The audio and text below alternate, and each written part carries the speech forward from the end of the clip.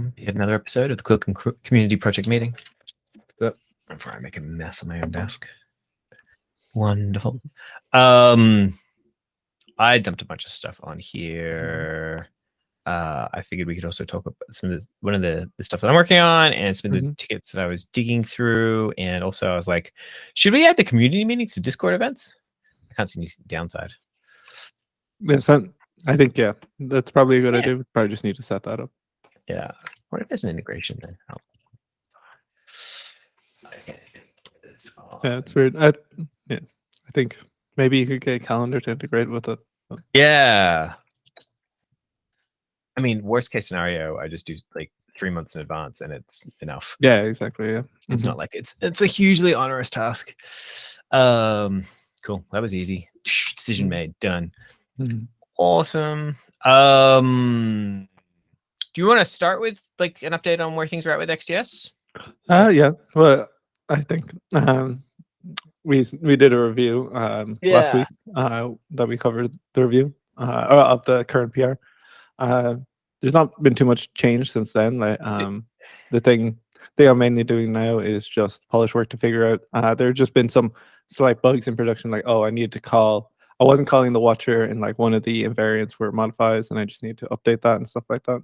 So it's very small changes. So like I would also I'd say I'm going to after this meeting I'm going to push that PR as a clean PR that can then be merged, because I think even if there are any bugs or improvements left to be made, they're like a couple of lines compared to the rest of the code. They're not going to change a lot. I'll do a review of the PR and just like see if there's anything glaring, but I think you're 100% right. Like better to get it in and then just kind of clean it up over time. Exactly. Yeah. Absolutely. So I'll go through it and I'll just see if there's anything that's like, oh God, what is that? But I very much doubt that. Your code is very clean. So thank you. Yeah, I think that's it for the XCS stuff.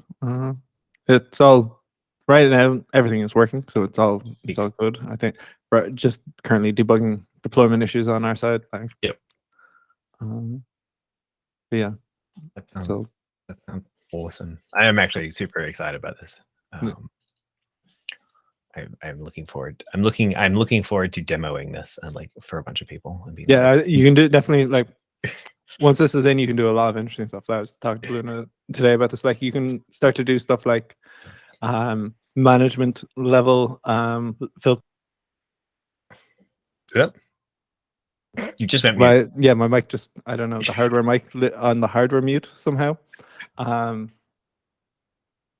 it will sorry, I lost track. You can have management level filters where essentially like you can think about how we have it right now, where you have to set up the entire logic yourself. Whereas like you could think about if you're an organization like Google or like Embark Studios and stuff like that, you might want to have some general network filters and stuff like that you could apply anyone.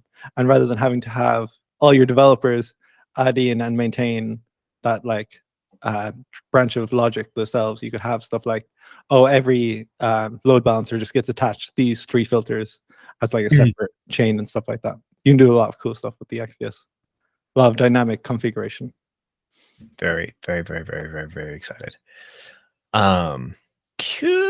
I would love to just do a check and see if there's anything on that initial end-to-end testing stuff for Gonez. I do want to get it working on Minikube and like I think you can also I would say feel free to merge that. I need an approval. I'll hit the approval button after this meeting. Then, sweet. I just want to see if there's anything. Mostly, same thing. There's one thing that I want to do. So I moved it so that you have there's an environment variable still. I've made it so that it's required. So like if you don't pass it in, panic, which I think is much better. That's better. Yeah, definitely better. I agree with that. The only other thing is, let me add a note. I've still got it in the make file that it's defaulted. So let me move that. I mean, I think that's maybe fine, because like I think if you run the make file, you should expect it to just do the whole thing. But it's also like it's not too important. Actually, you're right. Yeah, for this pass, it's fine. But when I do the next one where I start, I'll make it so that it builds and pushes. Then I'll remove it then, and it won't be a thing. Yeah, exactly. Okay. Yeah. All right. Cool. All right. Sweet. That makes life very easy. We were having some interesting discussions about like a validation, Mhm. packet filter validation. I was at yeah, we were going back and forth, and I was Mhm. like about whether or not that should be. Here, I'll share this tab. Capture or a separate filter. Yeah, and like I guess I don't know. I would love to know, like, where do you see capture differentiating from validate? so the one that got me was like, Mhm. okay, say I just want to check to see if so I was like, okay, say I want to check that like where am I thinking? Where was I thinking? Yeah, I want to check that the packets between 5 and 10 10 bytes long, right? Mhm. That was my Mhm. scenario. Yeah. Capture could capture in theory could do that. You could Yeah. have like a Well, yeah, it, you could definitely. Well, right now, you have the prefix and suffix, and you could set those and say, hey, at least this length. You can't yeah. do a variety length, like Well, you you can said with the there was regex. between. You could use the regex to Yeah, do it. that's what I was about to Yeah. say. It's like, yeah, regex can definitely do it, where you can say, and that's kind of where why I kind of think they're a lot similar, because like if you think about regex, like regex is a language to validate, and then they also have like a sub language inside that for capturing like pieces of what you validate. Yeah. Actually that's tiny, so you can't. The two examples that I sort of let's see, is that gonna that's a bit better. Yeah. So like say we had this is what I was like, say we had a validate and a capture. Mhm. For argument's sake. So I think that's quite easy to read and comprehend, because you can be Mhm. like, validate, does it match this regex is between 5 and 10? Mhm. And if it does, right, then you can match on it and say like, Mhm. okay, if it's valid, then like it's true, otherwise drop, right? I get Uh, like, is there I guess to sort of talk about it, and like I think to my resolve is like my main concern is more about the reduction. Like I don't think I would have a problem with like having essentially capture that's yep. also available under a name called validate, and that like had Oh, different, interesting. like essentially the internals of how we do capture and validate are the exact same. Same Like, but it's just that like when you call validate, it's like by default validation and stuff like that. It's just calling the different struct with like a different option, with a different essentially. option. Because then, yeah, so I was like, if we move it to, it's an interesting point of view. Mhm. Could do it that way. The other option was like, okay, so if we say it's pause or something. Yeah, yeah, And so in that case, it's like, so the scenario here was, sorry, it yeah. was between 5 and 10, but I want to grab the Yeah, size 3 that's prefix at the same time. I could do that with like a fancy regex mhm. and be like with it, but I'm like, I feel like pars, like then you get also like this like kind of special drop Yeah, true yeah. that like I was like, Mhm, it felt like what was adding just these kind of extra things to capture to just make it do a thing mhm, that it sort of didn't quite feel like it was built for. mhm. Well, yeah, I guess, just even in terminology, like, again, we're talking about what we expect. It's like, Yeah. with capture, I kind of always expect it to capture, but with parse, like, I would almost expect, like, drop true to be implicit, rather, like, I would expect, in fact, the opposite, like, you would set drop false, and drop true would be the default, because, like, parsing is usually validate, capturing, and then dropping if it's not valid, and stuff like that. Yeah. Whereas, when we're talking about, like, okay, it's capturing, you're only doing capturing and stuff like that. But, like, I again, yeah. I think, yeah, the thing care about the most, like, yeah, we should have shared capture functionality for this with the Okay. capture struct. But then we can definitely do like, okay, yeah, have a different filter with a completely different configuration. As long as it uses that same internals, I think that's totally fine. Okay. Yeah. I'm leaning this way just because I feel like it's Yeah, easier to it definitely makes more sense to have like a configuration that yeah. is more intuitive for that action. Yeah. Cool. Let me capture those notes. Chatting in community meeting. See how it's separate.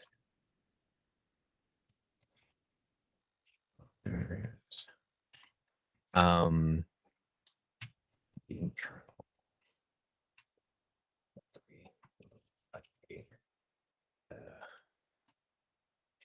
Share.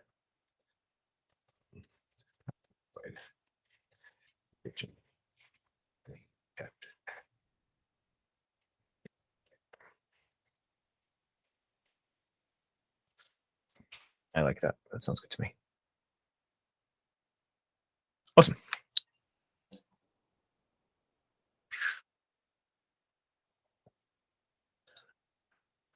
Sweet.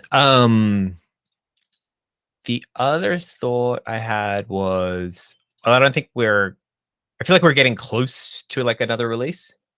And I was wondering if we wanted to start a release checklist to just be like, okay, I feel like, yeah, I think the moment the XDS stuff is in, I think we Yeah. can at least do a pre-release to Yeah. try it I mean, out. we're alpha anyway. Yeah, so yeah, we can just exactly. release. It That's doesn't make any definitely. I difference. think, Yeah. I would just do a release after that to get that stuff out there, and then if anyone comes back with major errors and stuff, we can see. Yeah, I think the sooner we release it, the better. Yeah, I agree. I'm just trying to see if there's anything else. All right, we can get rid of that. All right, in which case I agree with that. Is there anything on the XDF side that we need to document that hasn't been documented? It should. I feel like there was stuff in there, but I haven't looked. It should be. Right. I should have documented. It may I think the guide probably needs to be updated. I think that's the one thing I have not done. Is the guide. I might try to do that tomorrow because I also at least some of it as just a separate PR. Actually, I think maybe we actually did do some of it as a separate. I feel like some of that is in there. Like there's some preliminary stuff. I think Rez did. At least some of the basic changes, so that some of it's up to date, so they use the right commands. So let's double check the guide. Sure, no docs are out of date. I think there's some out of date places that actually the guide stuff seems up to date. No, Rez updated this. Okay. Also, let's just do a double check. I think there's probably, because I know you did some changes to logging and some other bits and pieces too. So there might be some stuff with logging changing and stuff, but I don't know. So it's probably we can do a review on that. All right, I will write it together. There's I'll send you a link to this crate. Actually, they were sharing at work. It's called Cargo Public API.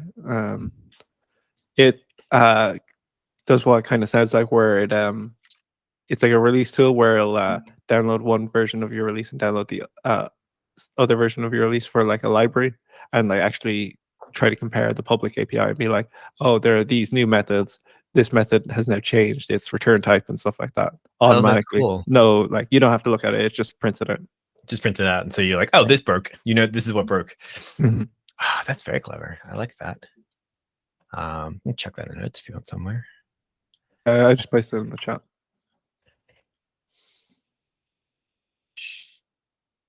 Beautiful.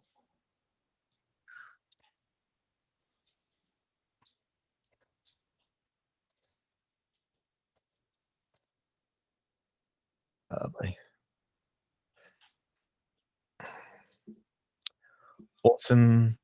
The other thing that hasn't had some discussion in a while was rules and actions. We went back and forth. This was back when NU was still here.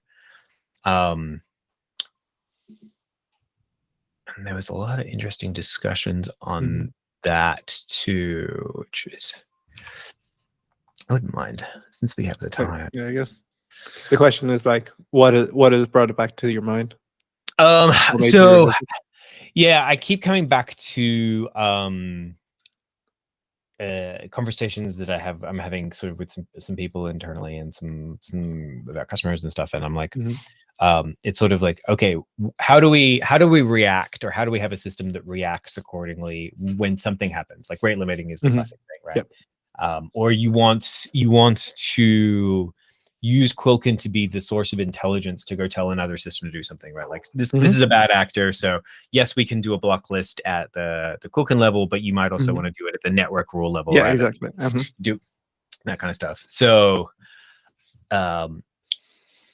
having something that's like, oh, I can send an event or an action, or what do we want to call it? I don't really mind. Out to something else, and like, how does that work? And some of those, each filter probably has its own set of rules about how to do that, but we probably need to have some common. I'm thinking the thought that I have in my head is we have some common libraries inside Quilkin that allow a filter to easily do this, and it can set up rules as it needs to within its config.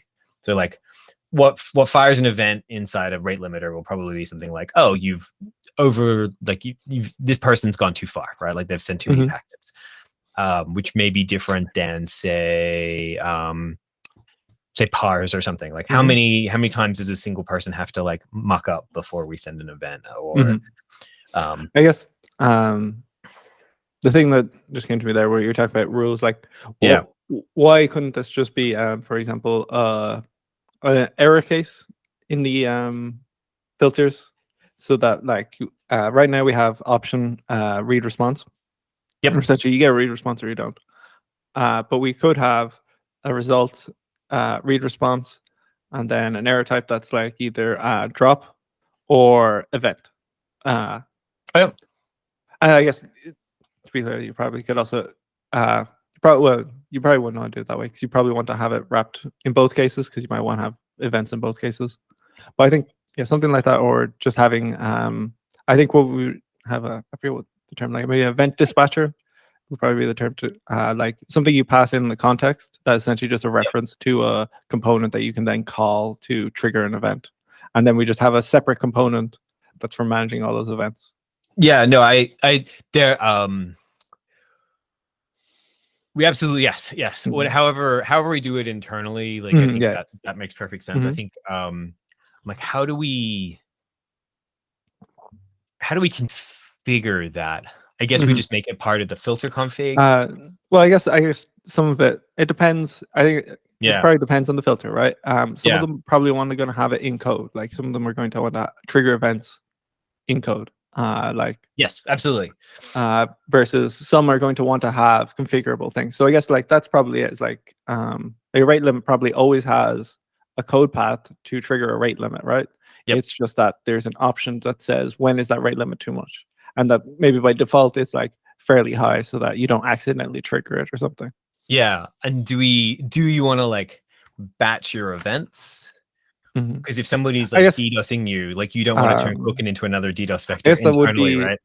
I think I would say it's like that's for the event dispatcher component. I would say it's like in terms of the event concern, it's like a successful API would just be that the Quilkin filter sends an event and it doesn't worry about it after that. Yes, I agree.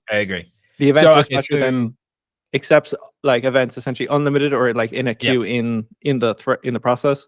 And then it's responsible for like either immediately streaming those out or batch logging them out to some place or something. So what I'm hearing, and I think makes a lot of sense, is we have per filter I think purely configuration. Oh my god, my dog is like, why haven't you taken me for a walk yet? Per filter configuration on, we'll call it rules and actions, but like rules and events is I think better. Right? Like events. On when to fire an event. There we go. That's like that. And then at the main like the proxy config, I guess the thing I maybe say is like in terms of code, what we want to do is we just want to allow filters to fire an event somehow, like through the context, or either like I think the two options are that either it passes something into the context that fires independently, or that we terminate the results and that the results also come with events. And like, I think there are pros and cons. Yeah, can we think of a situation in which you want success to happen, but you also want to fire an event? Well, yeah, I think you could have like the event, because I think events might not be bad, right? Like events could also just be a warning. It could just be that the person's getting up there. They're not exceeding the rate limit, but they're like in the warning period where it's starting to get bad. Like I think we want to leave it to the filter to decide. Like is an event good or bad? So I think definitely we want to having something in the context that fires independently. I think makes more sense, because then we don't have to worry about like accidentally not propagating those events if we have like an early return or something.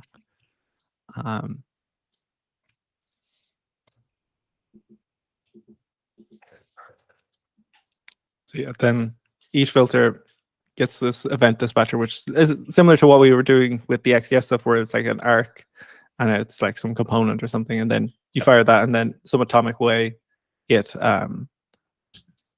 it'd probably be a queue more than that, because we probably want to have back off and stuff for events. Yeah. So then what I'm figuring is, then so the proxy configuration would have mhm. aspects such as I mean, we can Well, like per filter configuration would have stuff like a rate limit would have like special rate limit event configuration, Yes. but then we might also have proxy level events, right? Because there are some stuff like that's interesting kind of related to this. Like I've been thinking about, like there's another issue where we're talking about like, oh, is IP routing the same as content routing and stuff like that? I don't think it is. I think that is like an interesting system. Like there are some things where it's like you might know it at like a better level at the Quilkin level than like at the filter level and stuff like that. Where like Quilkin, like for example, like some of the rate limiting stuff might be better as like not as a filter, but as in the proxy itself, because you could look at stuff like is there a current session? How much has this current session? Like how many sessions overall and stuff like that. Yeah. There's like certain information that you might not have just as a filter where you're only seeing the packet. Some of that does come out as metrics anyway. Sure, yeah. Like you It does might come out as want metrics, it but but you couldn't act on those metrics, right? Like the thing that would be like the situation that comes to my mind is like, do you have someone who like in the filter doesn't trigger the thing, but like in like if you looked at the session, it would count as like, oh, this person is over the rate limit. Like if they, if they send a small amount like over enough a period of time to just keep the session open, but not, I guess you'd have to enforce in the filter that like all that stuff has to last as long as the session, which would like if you had something that was like, let me know if this person's been connected for 3 days or whatever, right? There's you couldn't do that at the filter level, but you could potentially do that at the proxy level. I mean, like, I think that's also maybe something discussed, like because we have had that problem before where we're talking about like we do have some stuff like that where we have the TTL map. Like I think that is like a good decision for like we should have some sort of like session based like storage for like a filter to get like, hey, like is there some information in this session that I can get, like for example, if you have a rate limit filter, to be able to see, oh, this session, how many requests has this session, how much data has this session sent. I think that is something that if you want to have that logic in the filter, I think that's something the filter does need to know. So and like having like you let the filter know that, then suddenly a lot of that stuff could come into. You could have filters that were purely rules and actions. Which actually is actually kind of cool. Yeah. So maybe I'll cut that line.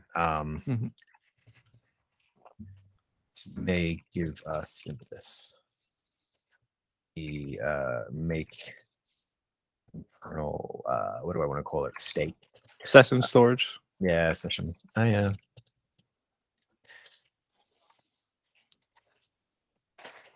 And there's even I don't know. There's like a whole lockless types called session types, which is kind of similar. It's like a replacement for stuff like mutex and stuff. That's unrelated. It's just like interesting data structures. Yeah. I had the other. What was the thought I had the other day about like, what was it?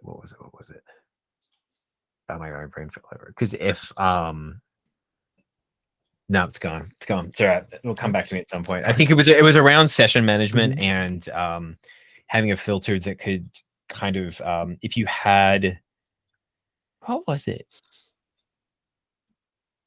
No, I'm trying to remember what it was. It was either something like if you it was like if you wanted to like kind of demux sessions, if you were like or filters could have control over.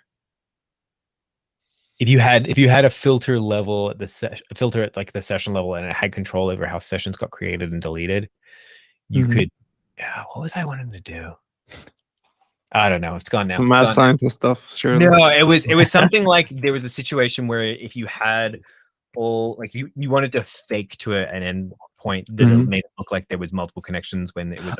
Like doing like time to live heartbeat requests and stuff, so that, something like that, keeping a connection alive even though the other connection is slower and stuff. No, it's totally gone. It'll come back to me at some other point in time, I'm sure. It was something about like legacy servers that were not built for like Yeah, no, it's gone. It's gone. It's gone. It's gone. It's gone. It's gone. It's gone. It's gone. It's gone. Doesn't matter.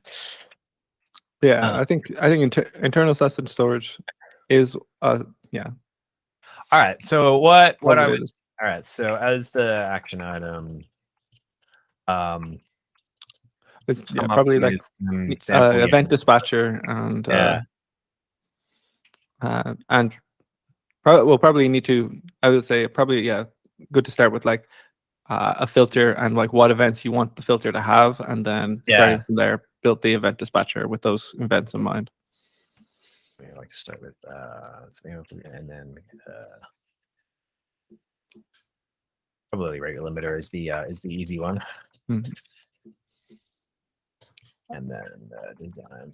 Also, I think the one where we'll see like the most limitations because it needs the most like meta information, like information about the information versus like things that can just look at packets and be like, no, this size is too large. We're dropping the packet. Yep. And I'm assuming it would be like a where to send the events, like it's just a webhook. I guess well, at least internally in the code right now, I've been thinking about it just in an event agnostic way. But yeah, I think then we could just have like for the event source, a webhook. Like in my mind, you would have the event dispatcher, and then like similar to how tracing does it, where you have a event subscriber. Like we would just have like an event subscriber and one for like a webhook or whatever. So if we want to publish webhook events, you can just publish there. And then if we wanted to add something else that adds events, we can just add one more to that. We might also want to design structure of data. Go to a server.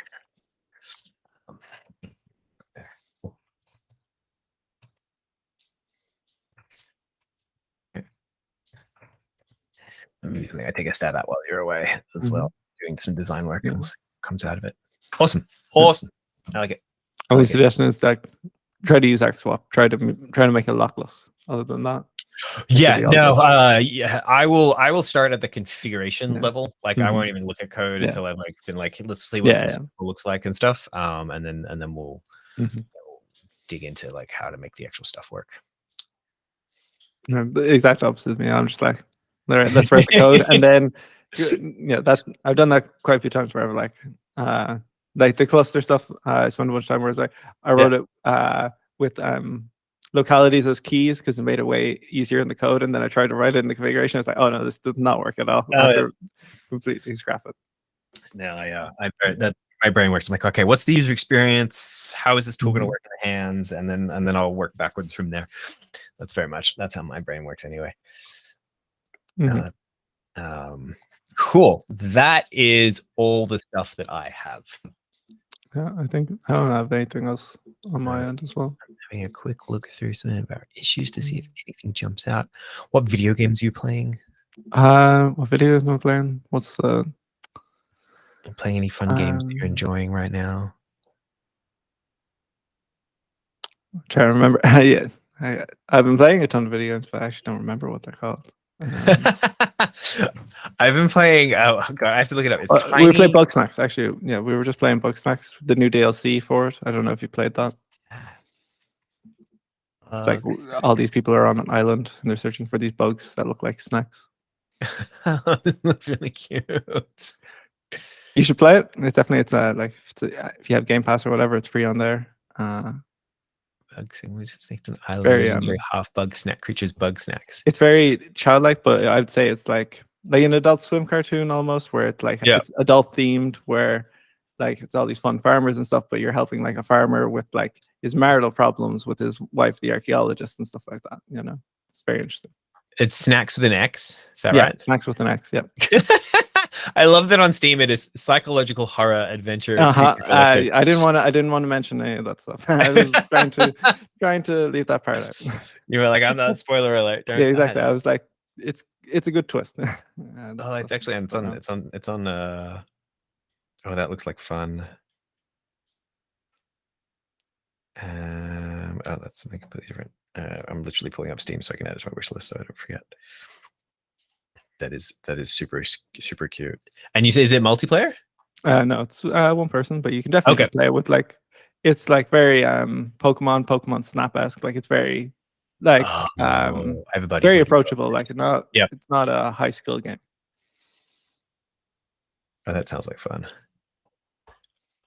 Is it on It's much more, you're uncovering the mystery of the village or whatever. Oh, it's on Switch too. Oh, this sounds like a perfect Switch in front of it, like a TV game. Or like on a plane or something. Definitely. Oh, now I can't decide. All right, I'll make a decision. Oh, that's awesome. That's a good recommendation. No, I was laughing when you're talking about trying to remember names. Because I've been playing Tiny Tina's, what is it, Wonderland Adventure? I have to look it up every time. Tiny Tina's Wonderlands. Wonderlands, yeah. And it's like ridiculous and silly and things go boom, which means it's like right up my alley. Did you see Gearbox is publishing a new game actually? And I don't know how much you pay attention to like the gaming press or whatever, but there was a Nintendo showcase like yesterday or whatever. And they showed a game called Blanc, BLNC, where it's like this nameless story where it's like these two foxes. It looks really cool. And the people who make that game are also publishing it.